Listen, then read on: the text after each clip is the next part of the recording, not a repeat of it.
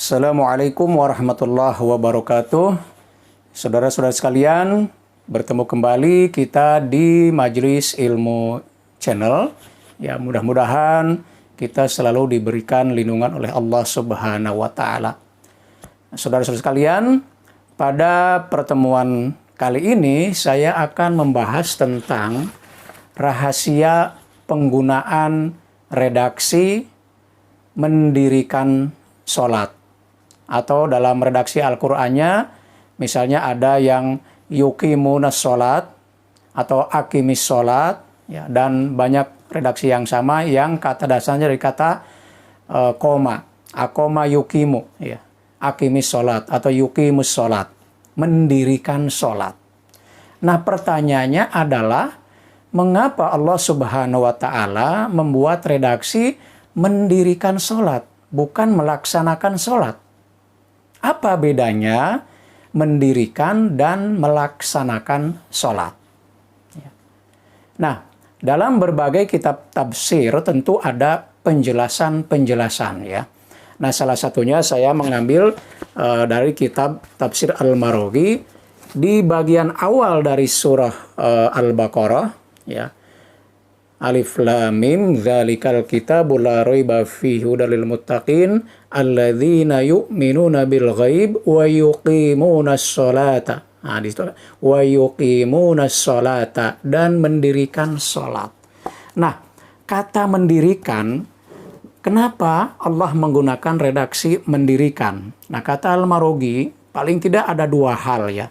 Pertama, kalau dari segi harfiahnya, ya, seperti tadi saya bilang di awal, yukimu itu diambil dari kata akoma. Nah, misalnya contoh, akoma al-aud idza sawahu wa azala i'wijajahu. Akoma al-aud, mendirikan tiang. Kemudian supaya tegak lurus. Yang apa?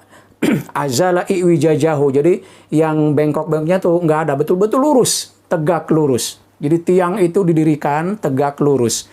Nah, ini adalah maknanya apa? Nah, dalam hal sholat, bahwa ketika kita sholat, kita diharapkan betul-betul lurus. Lurus kemana? Kepada Allah Subhanahu wa ta'ala yang kita tuju. Karena apa? Karena sholat itu sebetulnya kata Al-Maraghi, afdalu ma yu'abbiru anis syu'ur bi azamatil ma'bud. Jadi sholat itu sesuatu yang bisa mengungkapkan perasaan azamah al-ma'bud. Agungnya yang disembah, tingginya yang disembah. Saat kita sholat itu betul-betul kita sedang mengagungkan Allah Subhanahu wa ta'ala. Wa syadidul haja ilaihi, dan kita betul-betul berhajah. Punya keperluan, punya kebutuhan terhadap Allah Subhanahu wa ta'ala. Jadi ketika kita sholat itu berdiri, kita betul-betul lurus, tidak ada lagi yang menghalangi.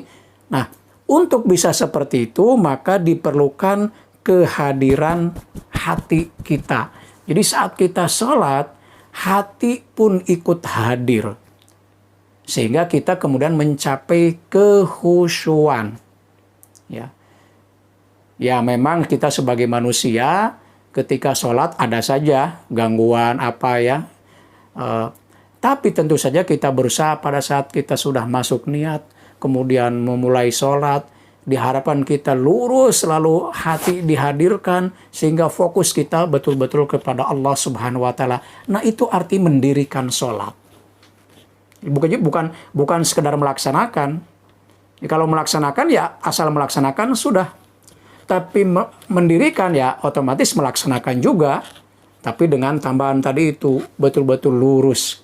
Yang dituju adalah Allah Subhanahu wa ta'ala dengan menghadirkan hati. Kemudian yang kedua, kata Al-Maraghi, salah satu makna dari mendirikan sholat itu menunjukkan idamatuha. Dawam. Iqomah. Kan kata-kata istiqomah juga di akarnya sama, koma. Jadi mendirikan sholat itu menunjukkan arti adalah keistiqomahan, kedawaman. Artinya melaksanakan sholat secara konsisten, secara istiqomah. Bukan sekali-sekali. tapi betul-betul istiqomah, paling tidak tentu saja yang wajib, ya, yang 5 waktu. Ya, syukur-syukur kalau bisa ditambahkan dengan sholat-sholat yang lainnya, ya qobliyah, ba'diyah, atau sholat-sholat sunnah yang lain. Ada banyak sekali.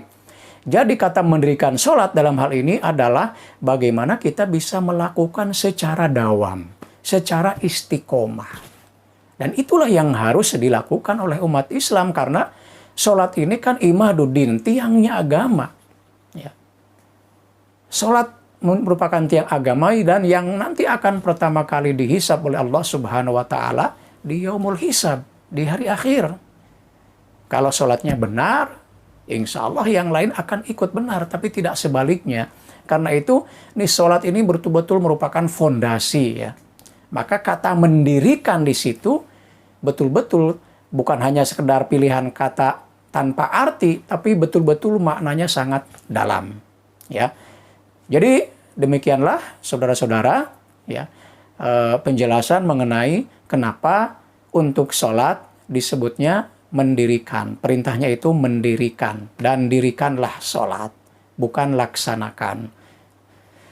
Saudara-saudara sekalian, mudah-mudahan ada manfaatnya khusus untuk diri pribadi dan mudah-mudahan juga untuk semua yang mendengarkan.